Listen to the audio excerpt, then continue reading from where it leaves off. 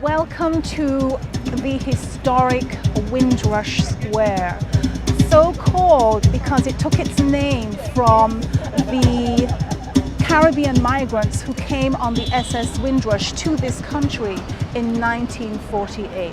And why are we here? We're here to tell you our story, the experience of our mother who lived in this country for 15 years, and to tell you our struggle and the strategies that we used as a team in order to achieve some success.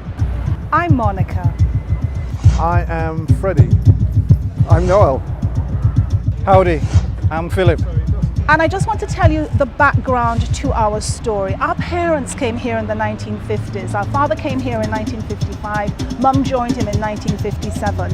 And they got married in 1958 and lived here for 15 years. So our parents were residents of this country.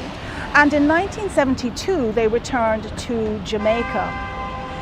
Since then, Mum has come on several visits to the UK, and the last 2 visits she was refused a visa to enter this country. And we decided that as a team, as a family, that we would take up the fight in order to ensure that she had, first of all, the right to enter this country, of which she was a citizen.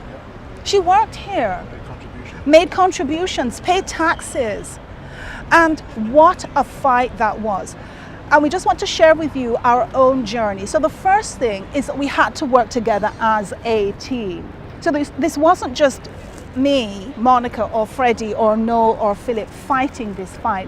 We decided that the first port of call was to make contact with our MP. So my experience was to identify my MP, and that wasn't too difficult. There are a number of really great websites that you can go onto that help you to identify, just by putting in your postcode or your address, you're able to identify who the MP is, who your local representative is. So that was fairly easy.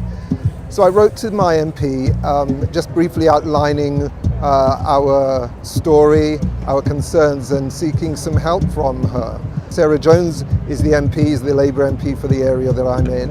And I got back a response that was a bit surprising. She quoted a very confusing protocol claiming that MPs can only represent constituents who are living in their area, and so she advised me to contact my mother's MP in Jamaica, who would then be the person that would make contact with the Home Office on her behalf. I was taken aback by her response, and I left it a couple of days before I framed a reply. And in my reply, I just posed some very simple questions. One, confirming that I am her constituent. I live in the area. I am registered on the electoral roll, and I am a taxpayer. And I just questioned whether, as a constituent, that her role and her responsibility was to represent my interests. I also questioned whether she was aware of the growing seriousness of this matter to do with the so-called Windrush scandal and the Windrush generation. And then thirdly, I invited her to just confirm to me if I had made a mistake and if I had approached her incorrectly, that she should then advise me who I should be speaking to in order to get some advocacy assistance for my mother. I quickly received an email arranging an appointment so that I could either come and see her or speak with her.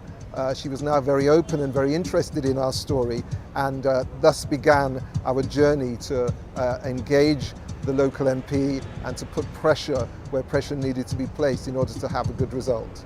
Freddie, you had a different experience. So my experience was that my MP didn't engage. She wasn't a part of this process at all. So that was one area of responsibility that we had. But another area of responsibility that I had was to coordinate our teleconference meetings. We weren't able to meet at the same location, literally. So we utilized teleconferencing calls to be able to schedule our meetings, and that was my responsibility in this process.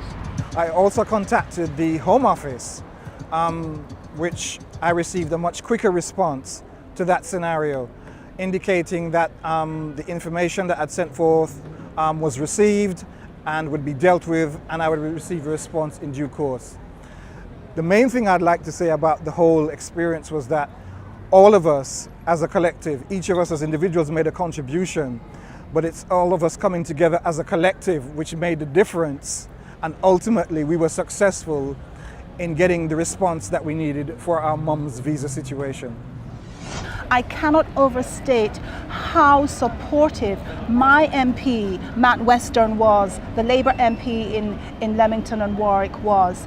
His action was immediate, it was swift. I met with him and together we drafted a press release which was then released into the local papers. And this is where the pressure then took another step, because now we're not just talking to individual MPs and making contact with the Home Office. We are submitting written material that is published, not just in your local area, because the internet is now the great leveler. And so once a local story is published, it actually reaches the world. And we can say that the day on which the second story was published in our local paper, the Home Office responded immediately. I got 4 calls from the British High Commission in Jamaica asking us for a meeting, and I said, hang on, no, because the principle was that we would have a confab, a teleconference called by Freddie, and we would establish a position. No action was taken until we as a family had taken a position.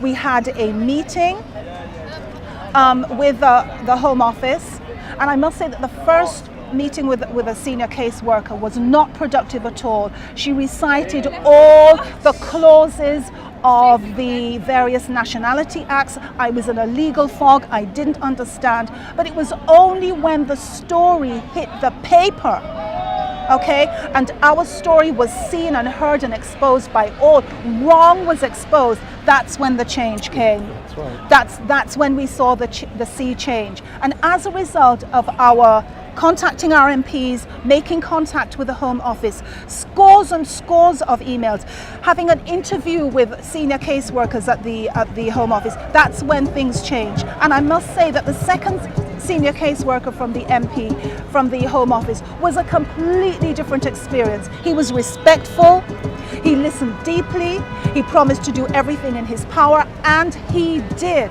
And as a result of our collective action, the pressure that we exerted, the fact that we had our stories in the press, the Home Office changed its decision.